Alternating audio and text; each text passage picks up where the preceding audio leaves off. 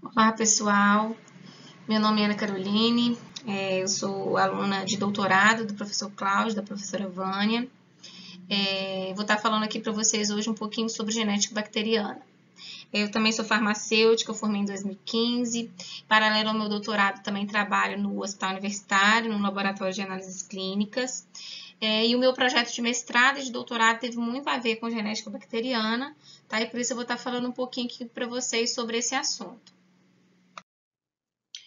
Bom, pessoal, é importante a gente primeiramente relembrar alguns conceitos sobre a estrutura das bactérias. Essa imagem ela mostra algumas estruturas típicas que podem ser encontradas nas bactérias. Aí as células procariotas, de modo geral, elas têm muito em comum. Elas contêm vários dos mesmos componentes, como as estruturas destacadas em vermelho.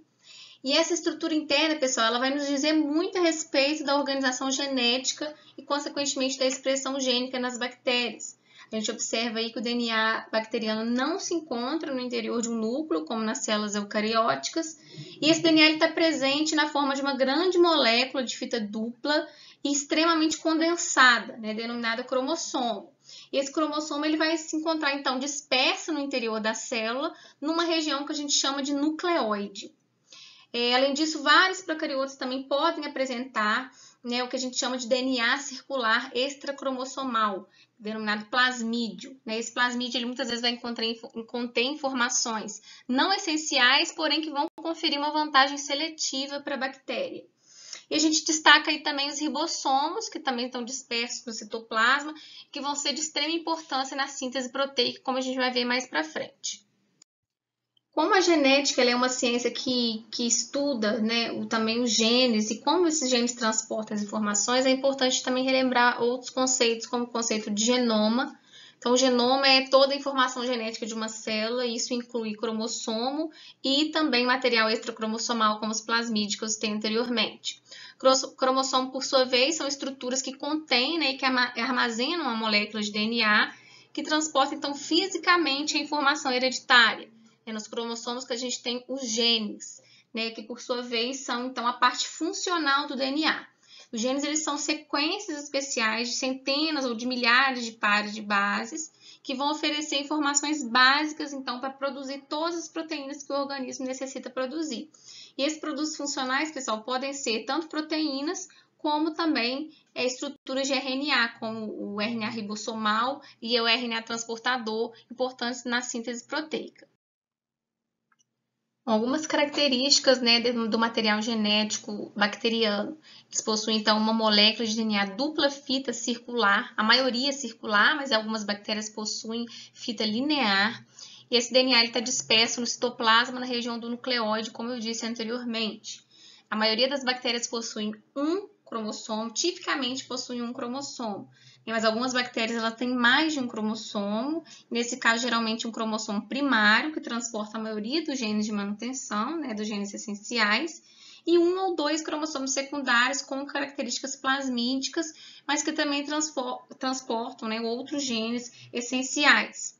As bactérias também são organismos haploides, ou seja, possuem apenas uma cópia do seu cromossomo, ao contrário, por exemplo, de nós humanos, que possuímos pares de cromossomos. Então, nós temos 23 pares, ou seja, dois conjuntos de genes, um conjunto herdado pela mãe e outro pelo pai. Todas as informações essenciais para a sobrevivência das células estão contidas no cromossomo bacteriano. E existem também as unidades genéticas acessórias, como os plasmídeos, que eu falei, que, embora não carregam informações essenciais, dão vantagem seletiva à bactéria. E outra característica importante é que praticamente todo o DNA ele vai ter função codificante ou regulatória. Então, nós temos os genes estruturais que vão codificar proteínas propriamente ditas, genes codificadores de RNA ribossomal, ou transportador, e genes também com regiões regulatórias, vão ser muito importantes na síntese proteica, como as regiões promotoras, por exemplo. Isso vai ter uma implicação importante que a gente vai ver lá na frente nas mutações. Nas bactérias, muitas vezes, onde existem regiões onde um gene termina e outro gene logo se inicia. Isso tem uma consequência, que qualquer alteração mutacional que eventualmente ocorra no material genético vai ser fenotipicamente expresso na bactéria e imediatamente submetido a uma pressão da seleção natural. Nas bactérias, esses genes, então, eles são organizados muitas vezes na forma de operons. Operons são grupos de um ou mais genes estruturais que estão em sequência e que são expressos a partir de um promotor específico e transcritos, então, em conjunto.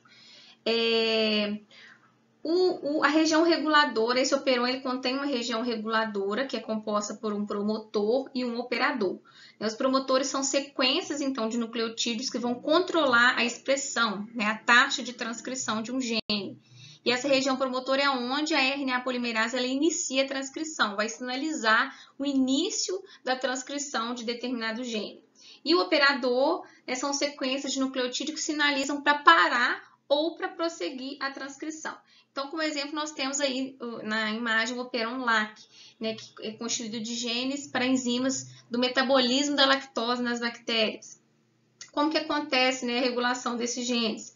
Na ausência de lactose, ou seja, quando a célula bacteriana ela não precisa metabolizar a lactose, a proteína repressora ela é sintetizada a partir desse gene repressor, representado pela cor amarela. Essa proteína repressora ela vai ser sintetizada e ela vai se ligar à região do operador e prevenir que a transcrição dos genes ocorra de forma desnecessária. Ao contrário, na presença de lactose, o metabolismo da lactose, chamado de alolactose, vai se ligar a essa proteína repressora, expressa pelo gene repressor, e à medida que a alolactose se liga a essa proteína, ela impede que essa proteína se ligue ao sítio do operador. Então, o sítio do operador ele fica livre e as enzimas do metabolismo vão, então, ser sintetizadas. Isso é muito importante, pessoal, porque a síntese de proteína requer um gasto muito grande de energia. E a regulação da síntese proteica é importante para a economia energética celular. Ou seja, a célula ela conserva essa energia e produz somente aquelas proteínas necessárias em um momento específico. Agora a gente vai ver um pouquinho como que a informação genética ela pode ser repassada entre as gerações de células bacterianas. A replicação, então, do DNA ela possibilita o fluxo da informação de uma geração para a geração seguinte, que é chamado, então, no processo de transferência vertical de genes. Ou seja, antes da divisão celular, é necessário que ocorra a replicação do DNA para que as duas células filhas tenham o mesmo material genético da célula-mãe.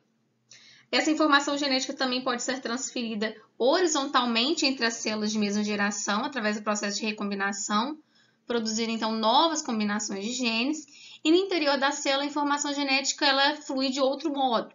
A informação do DNA ela é transferida para moléculas de RNA no processo chamado de transcrição. Em seguida, essa informação contida no RNA é utilizada para a síntese de proteínas no processo chamado de tradução. Para a gente entender como que ocorrem esses processos, a gente tem que dar primeiro uma repassada na estrutura do DNA a nível molecular. Então, quimicamente, o DNA ele é um polímero, uma macromolécula com repetições de unidades, e essas unidades são os nucleotídeos, então, que são as unidades básicas dos ácidos nucleicos. Os nucleotídeos, a sua estrutura é basicamente composta por um açúcar, que no caso do DNA é uma desoxirribose, é um grupo fosfato que está ligado no carbono 5 desse açúcar. Esse grupo faz com que o DNA, então, ele seja carregado negativamente e tenha o pH ácido, por isso, o nome ácido desoxirribonucleico. E uma base nitrogenada é ligada ao carbono 1 do açúcar através de uma ligação glicosídica. Essa base pode ser uma pirimidina, como a citosina e timina, e temos as purinas, como a adenina e guanina, sendo a uracila, então, exclusiva da estrutura do RNA. Primeiramente, nós vamos falar sobre a replicação. Como a gente disse, antes da célula se dividir, é necessário que haja replicação do DNA para possibilitar o fluxo da informação de uma geração para a geração seguinte. E a base para essa replicação do DNA é o pareamento de bases entre a dupla fita do DNA. Então, a estrutura complementar, ela permite essa duplicação. Ou seja, os pares de base, eles sempre ocorrem de modo específico. A adenina sempre vai parear com timina e a citosina sempre pareia com a guanina.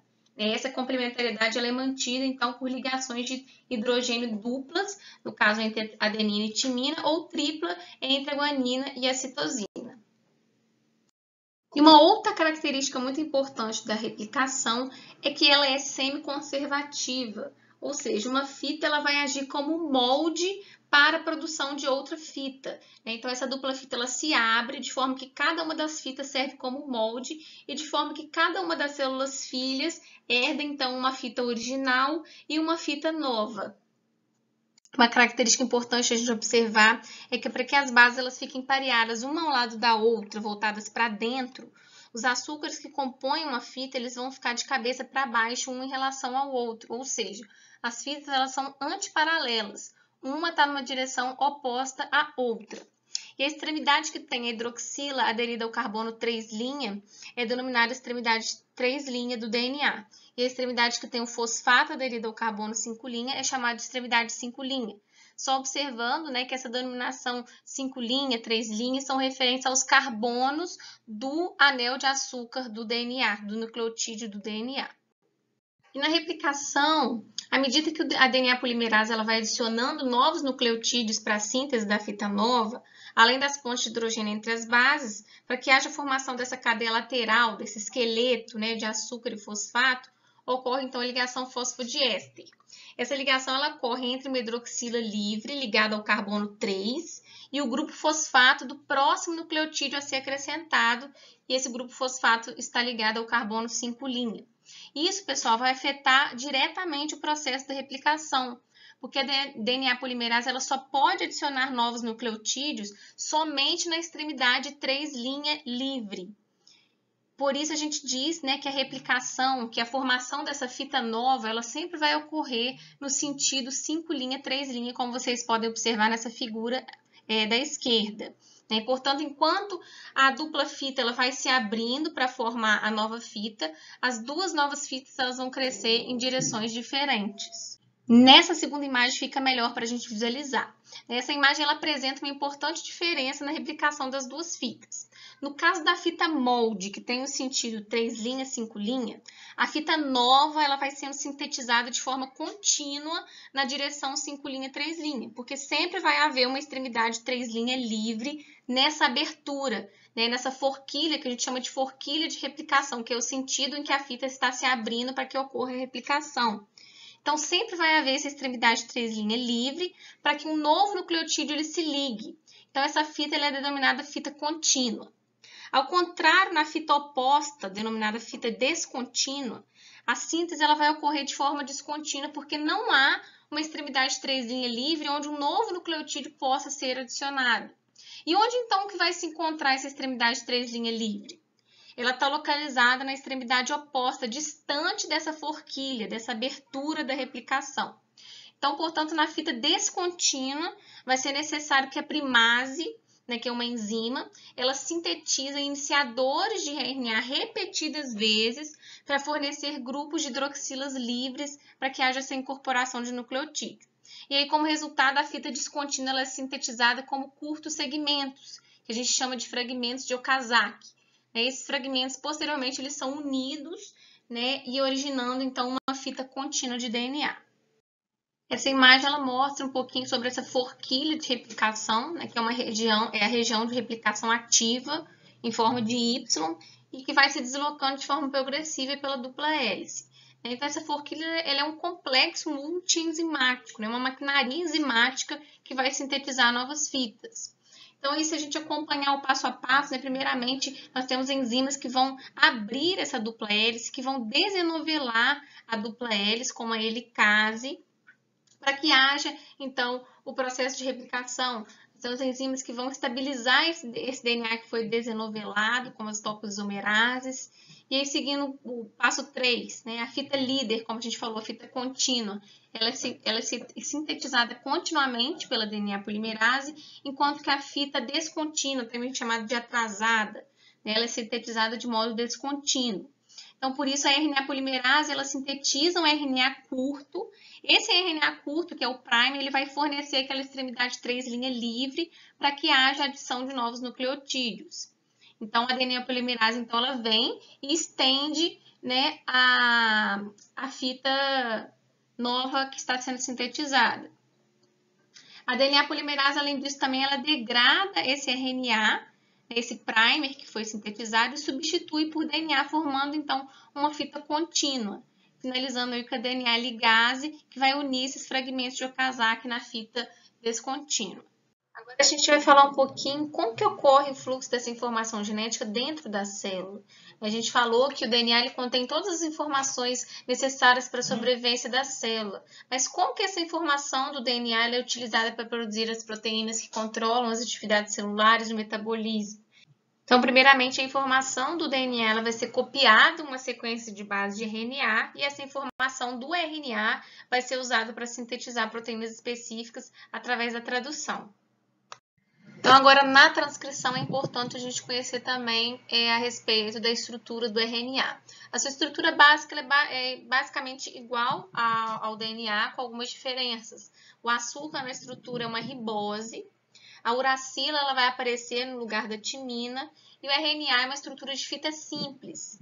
Uma característica importante é que esse RNA ele pode dobrar-se sobre diversas formas tridimensionais por conta de ligações entre as bases complementares na mesma molécula. E isso vai permitir, então, a formação dessas estruturas tridimensionais que vão desempenhar uma série de funções estruturais e catalíticas. E como que ocorre o início da transcrição? A iniciação desse processo é importante porque a célula tem que regular e saber quais as proteínas que devem ser produzidas e com qual frequência. Então, primeiramente, a RNA polimerase, que é a enzima envolvida na transcrição, ela reconhece e se liga a uma região chamada de promotor. Esse promotor, então, o que é o promotor? É uma sequência de nucleotídeo que indica o ponto inicial para a síntese de RNA de um determinado gene. Então, a RNA polimerase ela se liga a esse promotor e o DNA ele começa a se desenovelar no início desse gene. Então, da mesma forma da replicação, o RNA ele vai ser sintetizado por um pareamento complementar de bases, que são complementares, então, à fita molde do DNA.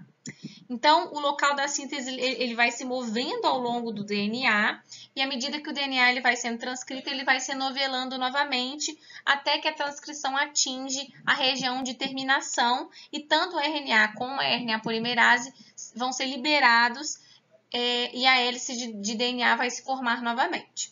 E, finalmente, no processo de tradução, essa informação contida no RNA mensageiro, ela vai ser convertida, então, para a linguagem das proteínas. Então, como que isso acontece? O RNA mensageiro está organizado na forma de códons. Os códons são grupos de 3 nucleotídeos e cada códon codifica um aminoácido específico. Então, a sequência de códons numa molécula de RNA mensageiro vai determinar, por sua vez, a sequência de aminoácidos que estão na proteína a ser sintetizada. Se a gente observar nessa tabela, a gente vai ver que existem 64 códons possíveis, mas apenas 20 aminoácidos. Isso significa que a maioria dos aminoácidos é codificada por vários códons alternativos, e por isso a gente fala que o código genético é degenerado. E, além disso, entre esses 64 códons, a gente tem 3 códons que são chamados códons de terminação ou códons de parada. Esses códons, então, eles não codificam aminoácido. Em vez disso, eles vão, então, sinalizar o fim da síntese de uma molécula de proteína. O códon de iniciação, que inicia a síntese da molécula de proteína, é o códon AUG. Esse códon também corresponde ao aminoácido metionina. Então, para o início da tradução, os componentes necessários vão ser reunidos. Quais são esses componentes? São os ribossomos, que contêm 2 subunidades, um RNA transportador com o que a gente chama de anticódon. Esse anticódon é uma sequência de 3 bases que são complementares ao códon, e o RNA mensageiro a ser traduzido. Então, primeiramente, esse RNA transportador carregando o primeiro aminoácido é pareado com o códon de iniciação e ocupa o sítio P. Enquanto isso, paralelamente, um segundo RNA transportador carregando o segundo aminoácido se aproxima para ocupar o sítio A. Esse segundo RNA transportador que ocupa o sítio A, então, ele vai parear com o segundo códon na fita de RNA mensageiro e o primeiro aminoácido se une a esse segundo por uma ligação peptídica. E aí, prosseguindo o processo de tradução, o ribossomo ele se move ao longo do RNA mensageiro até que o segundo RNA transportador ocupe o sítio P, o primeiro RNA transportador ocupa o sítio E e o terceiro RNA transportador correspondente ao próximo códon, ele é conduzido ao sítio A. Então, novamente, o segundo aminoácido ele se une ao terceiro por outra ligação peptídica e aquele primeiro RNA transportador ele é liberado do sítio E. Prosseguindo a tradução, o ribossomo ele continua a se mover ao longo do RNA mensageiro até que novos aminoácidos vão sendo adicionados na cadeia polipeptídica. Até que chega um determinado momento, né, quando esse ribossomo ele alcança aquele códon de parada, que indica o fim do processo de tradução, como a gente disse lá atrás. Finalmente, então, o último RNA transportador ele vai ser liberado, a subunidade ela vai ser separada, né, as duas subunidades vão ser separadas, e o polipeptídeo vai ser liberado na forma de uma nova proteína. A partir do momento, então, que o ribossomo ele é exposto ao códon de iniciação, outros ribossomos adicionais podem, então, montar e começar a sintetizar a proteína. Então, dessa forma, normalmente, há uma série de ribossomos unidos a um único RNA mensageiro, todos em vários estágios da síntese proteica. E é interessante observar que nas células procarióticas, a tradução e a transcrição elas ocorrem simultaneamente. A tradução do RNA mensageiro em proteína ela pode começar antes mesmo da transcrição estar completa. E isso acontece porque na célula procariótica, o RNA mensageiro ele é produzido no citoplasma, e os códons de iniciação desse RNA mensageiro que está sendo transcrito, ele está disponível aos ribossomos antes mesmo que a molécula total do RNA mensageiro seja feita. Ao contrário do que acontece nas células eucarióticas, onde a transcrição ela acontece no núcleo, o RNA mensageiro ele precisa ser totalmente transcrito primeiramente e depois transportado para o citoplasma para que aconteça a tradução. Bom, a gente falou um pouquinho brevemente sobre os plasmídios bacterianos, que são estruturas muito importantes para as bactérias. Essas moléculas elas são elementos genéticos extracromossomais, elas não estão conectadas ao cromossomo, se replicam independentemente do DNA cromossômico, mas apesar disso elas dependem de enzimas cromossomicamente codificadas para sua replicação. Tá? Bom, milhares de plasmídios diferentes são conhecidos, são caracterizados, e na sua maioria eles são constituídos por DNA de dupla fita, e embora grande parte deles tenha uma configuração circular, alguns também podem ser lineares. Em geral, eles são bem menores que os cromossomos, contêm menos quantidade de genes, E algumas bactérias elas podem conter diversos tipos diferentes de plasmídios. Então, nós temos algumas espécies que contêm, por exemplo, 17 plasmídios circulares e lineares diferentes. Tanto bactérias gram-positivas quanto negativas podem possuir os plasmídios. E como eu falei também, citei um pouco anteriormente, os plasmídios eles não carregam genes que são cruciais para a sobrevivência das bactérias em condições ambientais normais. Esses plasmídios eles podem ser adquiridos ou perdidos sem causar um dano à célula bacteriana. Porém, sob certas condições, eles conferem uma vantagem seletiva para as células. Eles influenciam também na fisiologia da célula. A gente observa nessa tabela um grande número de propriedades celulares que podem ser codificadas pelos plasmídios. Então, como exemplo, a gente tem algumas espécies de pseudomonas, que são capazes de utilizar substâncias como tolueno, cânfora, hidrocarbonetos, como fontes principais de carbono de energia, porque elas possuem, então, enzimas metabólicas que são codificadas pelos genes transportados nos plasmídios. Então, essa capacidade especializada, ela permite a sobrevivência dos micro-organismos em ambientes muito diversos e desafiadores, conferindo, então, uma vantagem seletiva.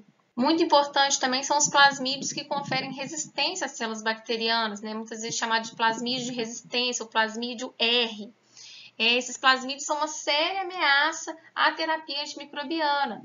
Então, nessa figura, a gente vê representado em um mapa genético de um plasmídio de resistência. Esse círculo interno ele mostra o tamanho desse plasmídio, e o círculo externo mostra a localização dos principais genes de resistência. Então, a gente tem aí, por exemplo, o gene SUL, que confere resistência à sulfonamida, o gene TET, que confere resistência às tetraciclinas. Nós temos aí localização da sequência de inserção dos transposons, que nós vamos ver também mais para frente um pouquinho, o que eles representam. E um fator agravante é a possibilidade, né, desse plasmídio ser transferido, então, entre uma série de espécies bacterianas. Para a gente entender um pouquinho, né, sobre essa questão da vantagem seletiva, vamos representar aqui uma situação, né, onde numa população bacteriana, algumas espécies possuem, então, plasmídios que conferem genes de resistência a um determinado antibiótico. Quando essa população bacteriana é, então, exposta a esse determinado antibiótico, vai haver uma pressão seletiva e as bactérias sensíveis a ele vão ser eliminadas. Aquelas bactérias que continham, então, aquele plasmídio com o gene de resistência, elas vão sobreviver e no seu processo de divisão e multiplicação, elas vão repassar, então, esse material genético para as células filhas, que vão também apresentar essa vantagem seletiva a esse determinado antibiótico. Um outro elemento genético muito importante são os elementos transponíveis, que são segmentos de DNA capazes de deslocar de um sítio para o outro. Tá? Esses elementos transponíveis eles se movem por um processo que a gente chama de transposição e eles podem se mover de um local para o outro no mesmo cromossomo, para um outro cromossomo ou até para um plasmídio. Eles não são encontrados como moléculas de DNA independentes, tá? Eles sempre são encontrados inseridos em uma outra molécula. Pode ser um plasmídio, num cromossomo ou num genoma viral.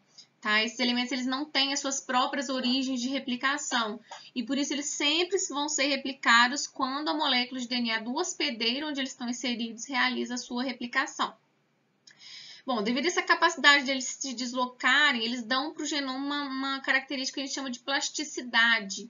Isso significa que o DNA ele é altamente flexível, ou seja, o gene ele possui uma alta capacidade de mudança, de variação genética. E essa plasticidade genômica é a propriedade dinâmica do genoma que pode envolver o ganho, a perda ou o rearranjo do DNA. A gente vai falar um pouquinho mais para frente. À medida que esses transposões eles se movem então, nos cromossomos, eles podem então ou inserir, esses elementos eles podem se inserir dentro dos genes e tornar esses genes inativos. Alguns exemplos desses elementos a gente tem a sequência de inserção, os transposons e os integrons.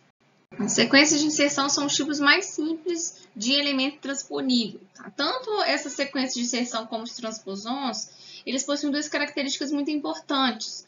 Ambos carregam genes então, que codificam a transposase, que é uma enzima necessária para o processo de transposição. E eles também possuem pequenas repetições terminais invertidas nas suas extremidades, que também são regiões necessárias para a transposição. Essas extremidades dos elementos transponíveis elas não se encontram livres, já que elas são contínuas à molécula de DNA do hospedeiro onde elas foram inseridas. A transposase, então, ela vai reconhecer, clivar e ligar o DNA durante a transposição, exatamente nesse sítio de reconhecimento, que são essas sequências curtas do DNA, repetidas e invertidas. Então, que é onde a enzima vai reconhecer como um sítio de recombinação entre a sequência de inserção, ou entre o transposon e o cromossomo. Bom, a sequência de inserção, elas são elementos simples, como eu disse, com aproximadamente 1000 pares de base. Elas possuem esse único gene da transposase, então ela contém apenas o necessário para a sua transposição. Os transposons eles são maiores do que a sequência de inserção, mas eles possuem os dois mesmos componentes essenciais, que são as repetições invertidas nas extremidades e o gene que codifica a transposase. Os genes incluídos no interior do transposons eles vão variar amplamente. Alguns desses genes, como os genes de resistência aos fármacos, vão conferir uma propriedade nova e importante para o organismo que possui esse transposon. Então, para a gente entender melhor esse processo de transposição, a gente observa aí que a transposase ela reconhece, cliva e liga o DNA durante a transposição. Tá? Então, esse elemento transponível ele vai se ligar às extremidades dessa fita simples que foi gerada por essa clivagem. E, finalmente, as enzimas da célula hospedeira elas reparam essas porções de fita simples, resultando, então, numa duplicação de uma pequena sequência do DNA-alvo localizada nesse sítio de integração, como a gente vê na figura lá embaixo, que esse trecho de DNA ele foi duplicado. Aqui a gente pode ver uma situação, quando um transposon ele se insere no interior de um gene e uma mutação ocorre nesse determinado gene. Isso a gente chama de mutagênese por transposon. E a gente vê aí na figura que o transposon ele se move para o meio do gene 2 e esse gene, então, ele é interrompido pelo transposon, podendo ser inativado. Esse gene A do transposon, então, ele vai ser expresso a partir do cromossomo. E é interessante a gente observar que os genomas bacterianos, eles contêm uma pequena quantidade de DNA não codificador. Como eu falei lá atrás, praticamente todo o DNA ele é codificante. Então, a maioria das inserções de transposons vai ocorrer em genes que codificam alguma proteína. Em alguns casos, quando esse transposon for inserido em um gene que codifica uma proteína que seja essencial, isso pode ser letal para a célula bacteriana.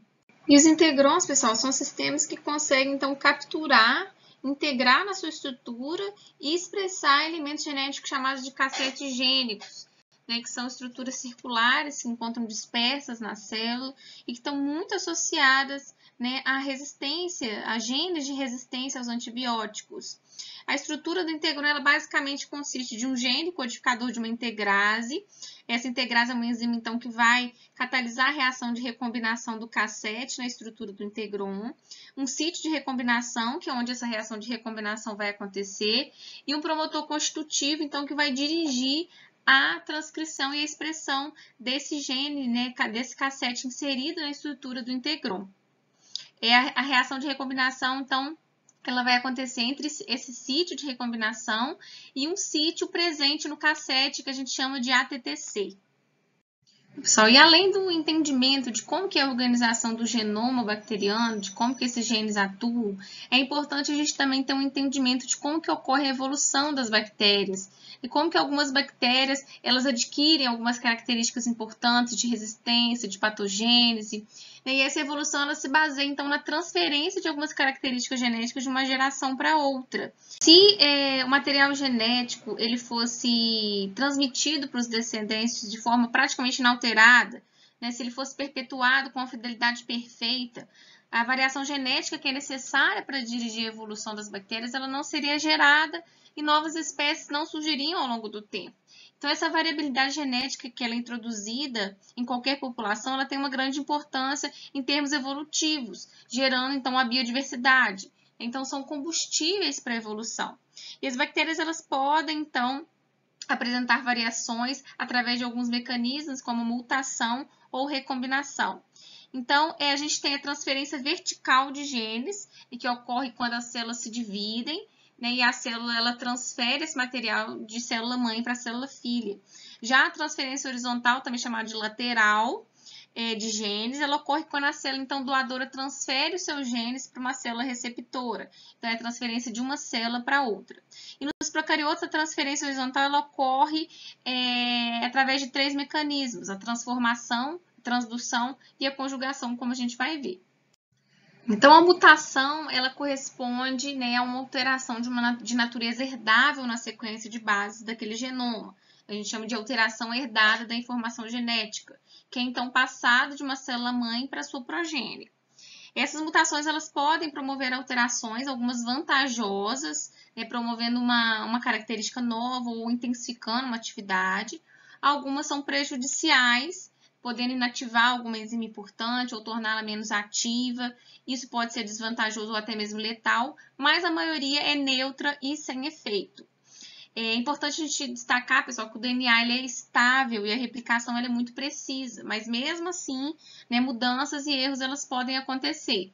Então, embora a taxa de mutação espontânea ela seja baixa, né, a velocidade com que muitos procariotos, com que muitas bactérias se dividem e o seu crescimento sendo exponencial, ele garante, então, com uma rapidez surpreendente o acúmulo de certas mutações. É importante também a gente lembrar, né, o conceito de genótipo. O genótipo é a sequência nucleotídica do genoma e o fenótipo, são propriedades observáveis, então, do mutante. Então, dependendo da mutação, uma linhagem mutante ela pode apresentar um fenótipo distinto, que pode ser um fenótipo desvantajoso ou um fenótipo benéfico, ou ela pode não apresentar um fenótipo distinto, no caso das mutações neutras ou silenciosas. O tipo mais comum de mutação envolvendo um único par de base é a substituição de base, chamada também de mutação de ponto. Nesse caso, uma única base, um ponto na sequência DNA é substituída por uma base diferente. Então, a gente observa aí na figura, e só lembrando, né, da questão do código genético, né, que os códons, que são sequências de 3 bases, eles vão corresponder a um aminoácido específico. Então, na figura, por exemplo, né, a substituição, né, uma mutação, ela ocasionou a troca de uma citosina por uma timina, e, consequentemente, no RNA mensageiro, ao invés de termos uma guanina, temos uma adenina. Então, o códon AGC é um códon que não codifica a glicina como anteriormente, né, como originalmente, e sim uma serina. Então, essa substituição de base, ela resulta na substituição do aminoácido na proteína sintetizada. E, pessoal, os efeitos dessas mutações, elas podem ser dramáticos. O efeito, ele pode ser dramático, ele pode ser um efeito muito importante, como, por exemplo, é o que acontece na anemia falciforme, que é causada por uma única alteração no gene da globina, que é um componente proteico da hemoglobina. Na anemia falciforme, acontece uma alteração de uma adenina para uma timina, num local específico, e isso resulta na alteração do ácido glutâmico para valina na proteína. Então, ocorre uma mudança de aminoácido. E o efeito dessa alteração é que a forma da molécula de hemoglobina ela se modifica e altera também a forma das hemácias. Mas também, pessoal, essa mutação ela pode ser neutra. Essa mutação de sentido trocado, ela não, no caso, ela não altera a função da proteína. Isso pode acontecer quando o aminoácido substituído ele é quimicamente similar, né, ou esse aminoácido substituído ele não afeta o funcionamento da proteína. Nós temos uma outra situação onde a mutação ela pode criar um códon de parada. Como a gente viu lá atrás, esse códon de parada ele vai sinalizar o final da tradução de uma proteína. E nesse caso, quando acontece a mutação, quando essa mutação ela cria esse códon de parada no meio de uma molécula de RNA mensageiro, a síntese de uma proteína funcional completa ela é impedida. E por isso, nesse caso, a gente fala que é uma mutação sem sentido. Além das mutações de pares, de bases, como a gente viu, existem também alterações no DNA que a gente chama de mutações de fase de leitura, onde um ou alguns pares de nucleotídeos são removidos ou inseridos no DNA. Essas mutações elas podem alterar a fase de leitura da tradução, ou seja, os agrupamentos de 3 nucleotídeos, né, os códons, reconhecidos como códons pelo RNA transportador durante a tradução. Então, por exemplo, a deleção de um par de nucleotídeo no meio de um gene causa alterações em muitos aminoácidos próximos, né, em muitos aminoácidos seguintes do local da mutação original. Então, essas mutações de fase de leitura, elas quase sempre resultam numa longa sequência de aminoácido alterada e na produção de uma proteína inativa. Essas mutações elas podem ser espontâneas ou induzidas, né? No caso da mutação espontânea, né, as substituições de bases e as mutações de fase de leitura que a gente falou, elas podem ocorrer de forma espontânea por causa de erros ocasionais durante a replicação do DNA. Então, elas ocorrem sem adição de um agente mutagênico específico, ao contrário da mutação induzida, onde os agentes do ambiente, como certos produtos químicos, a radiação, que produzem certas alterações ou danos no DNA, são denominados, então, de mutagênicos. Uma forma de radiação mutagênica é a luz ultravioleta, que é um componente, então, não ionizante da luz solar comum. O componente mais mutagênico da luz ultravioleta, que é o comprimento de onda de 260 nanômetros, é filtrado pela camada de ozônio da atmosfera.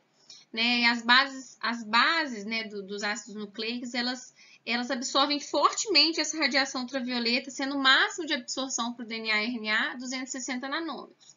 Então, o efeito mais importante da luz ultravioleta sobre o DNA é a formação de ligações covalentes que são nocivas entre certas bases. Então, as timinas adjacentes em uma fita de DNA, elas podem fazer ligações cruzadas, como a gente vê aí na figura, formando o que a gente chama de dímeros de timina. Esses dímeros, a menos que eles sejam reparados, como a gente vê aí na figura, que o reparo ele foi feito, então, por excisão de nucleotídeos, então, a menos que esse dímero seja reparado, ele pode causar graves danos ou até morte celular, porque a célula não pode transcrever ou replicar de forma correta esse DNA. Então, a gente viu que as mutações elas são alterações na sequência de base do DNA sem uma aquisição de genes de outro micro-organismo. Então, a mutação é uma forma de variabilidade genética no processo vertical. Esse processo vertical é o que ocorre quando as células se dividem, né? Então, transferido de célula-mãe para célula-filha. Agora, a gente vai falar um pouquinho sobre o movimento de genes entre células que não são descendentes diretas.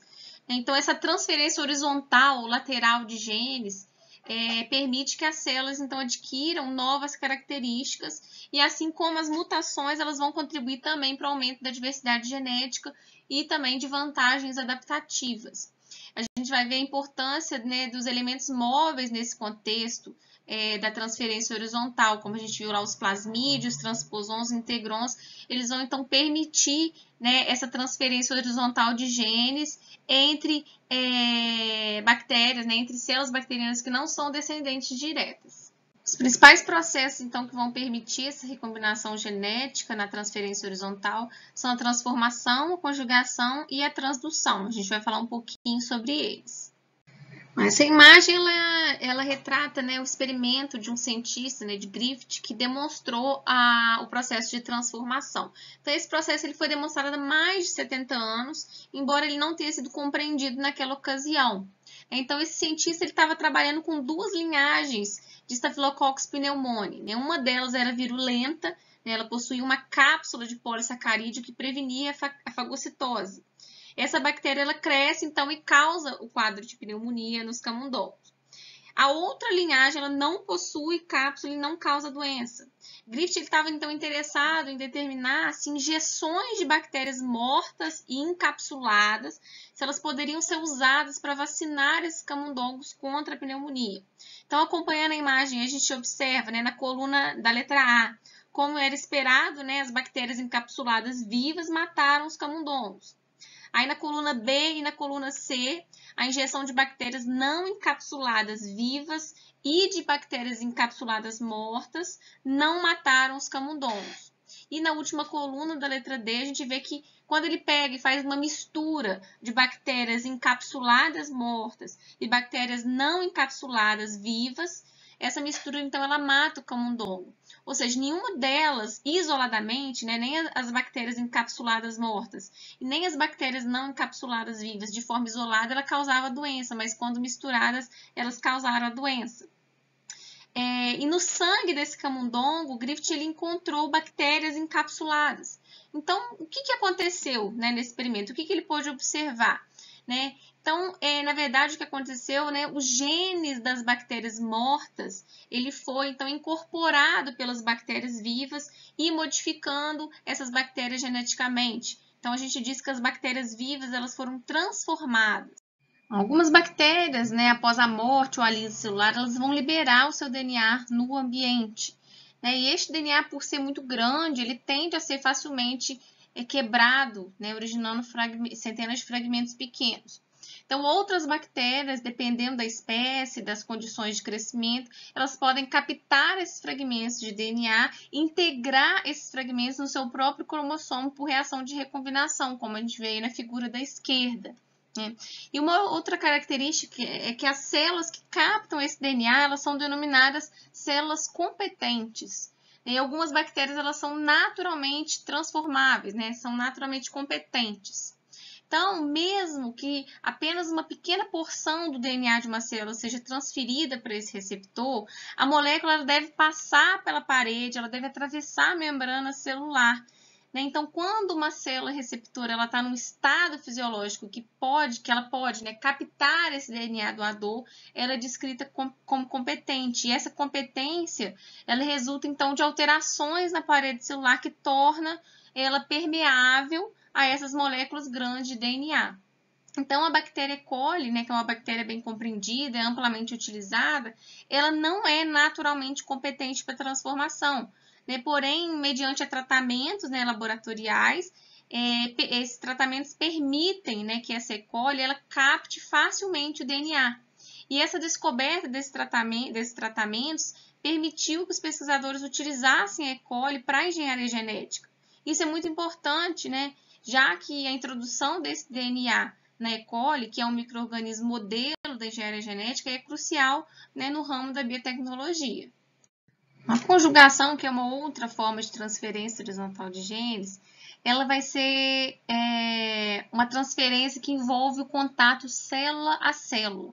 E ela não envolve transferência recíproca de material genético, é uma transferência unidirecional. E ela vai depender de um fator de fertilidade que a gente chama de fator F. Então, a conjugação ela é mediada por um tipo de plasmídio, que a gente chama de plasmídio de natureza F. Né? Como a gente já falou um pouquinho lá dos plasmídios. E esse plasmídio de natureza F, ele possui uma capacidade, então, conjugativa. Né? E é esse plasmídio que a gente chama de fator de fertilidade, né? De fator F. Os plasmídios, então, responsáveis pela essa conjugação, eles são transmissíveis entre as células durante o processo de conjugação. Quando a célula ela porta um plasmídio de natureza F, ela é chamada de F+, né, que são células doadoras. E as células desprovidas desses plasmídios, elas são denominadas de células F-, e elas são células receptoras. Então, na figura A, a gente vê, né, que em algumas bactérias gram-negativas, o plasmídio ele transporta genes que vão codificar a síntese de pilos sexuais, né, que são projeções, então, da superfície da célula doadora, que entram em contato, então, com a célula receptora e auxilia a união das duas células num contato direto. Então, esse processo vai aproximar as duas células e na figura B a gente vê, né, que após esse processo, a célula doadora e receptora elas permanecem num contato, então, por meio de proteínas de ligação. E o DNA, então, ele é transferido da célula doadora para a célula receptora através dessa ponte de conjugação. Então, aí na imagem a gente vê, né, na representação da letra A, né, que quando o fator F, né, quando o plasmídio conjugativo ele é transferido de um doador, de uma célula F+, para uma célula F-, essa célula F- ela é convertida em uma célula F+. Então, a gente vê que após a aproximação e a formação da ponte conjugativa, esse fator F, primeiro, ele vai ser replicado para depois ser transferido para a célula receptora, que passa, então, a ser também uma célula doadora F+. E, eventualmente, pessoal, a gente vê na figura letra B, que, eventualmente, os plasmídios eles podem ser integrados no cromossomo. Né? Então, a gente vê que ocorre uma recombinação entre esse fator F e o cromossomo num sítio específico. E isso, pessoal, possibilita, então, a inserção desse fator F no cromossomo e a célula ela passa a ser determinada como uma célula de alta frequência de recombinação. Quando esse fator F está integrado, né, esse plasmídio, então, ele pode mobilizar a transferência de genes cromossomais também.